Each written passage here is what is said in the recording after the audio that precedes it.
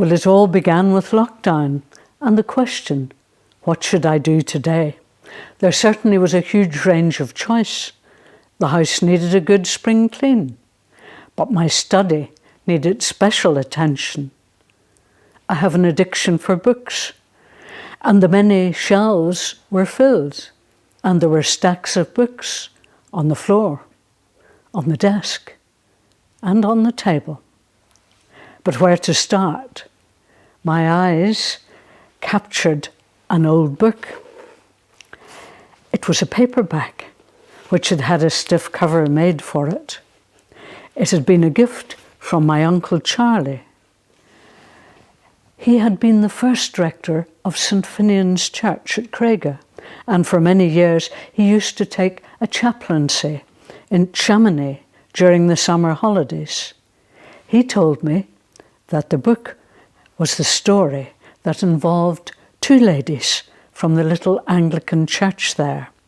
Miss Forrest and Miss Wood were single English ladies who often asked Uncle Charlie for afternoon tea during his stay there. The book was entitled The Tartan Pimpernel, and it was the story of Dr. Donald Caskie, the minister of the Scottish Kirk in Paris during World War II. In 1940, the Germans invaded France.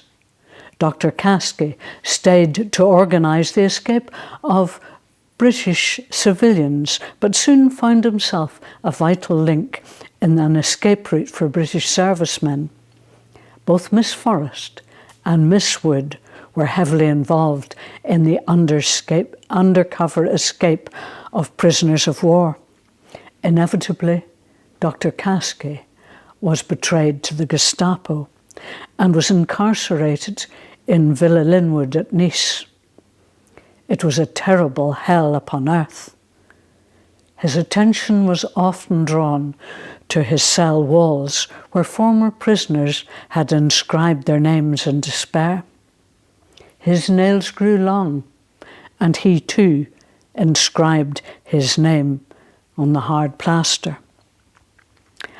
He remembered his calling as a pastor and chose a large, clear space on one wall where he etched the words from Isaiah 43.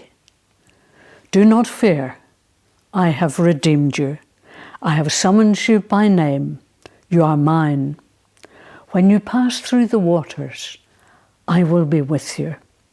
When you pass through the rivers, they will not sweep over you. When you walk through the fire, you will not be burnt. The flames will not set you ablaze. These words refer to God's mighty acts of power to deliver his people from the difficult situations they had been in. When you pass through the waters, God had parted the Red Sea so that the Hebrew slaves escaping from Egypt could cross over on dry land. When you pass through the rivers, they will not sweep over you. After many years in the wilderness, the Hebrews reached the Jordan River, and it was in full flood. However, God had held the water back so that his people could cross the dry river bed in safety.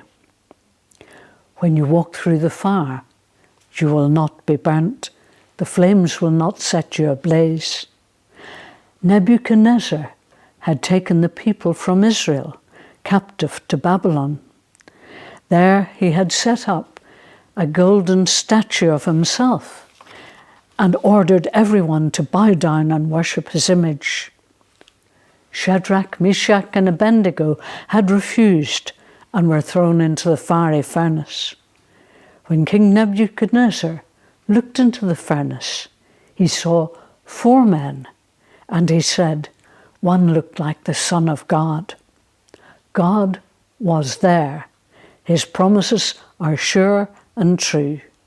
He said, when, not if.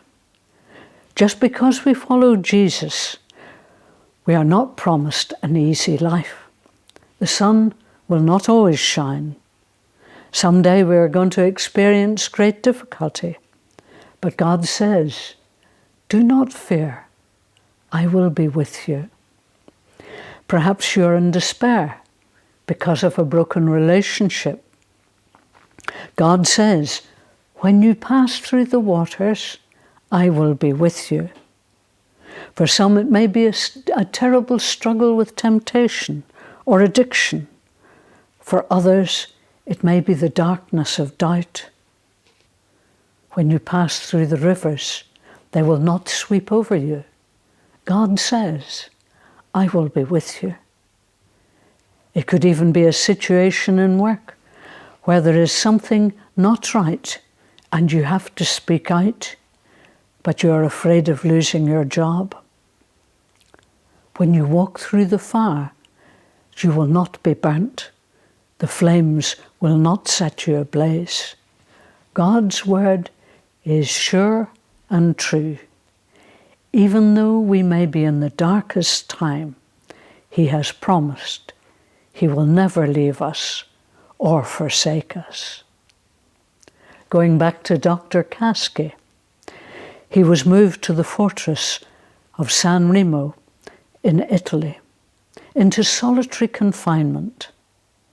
After some time, his cell door was opened and another man was thrown in.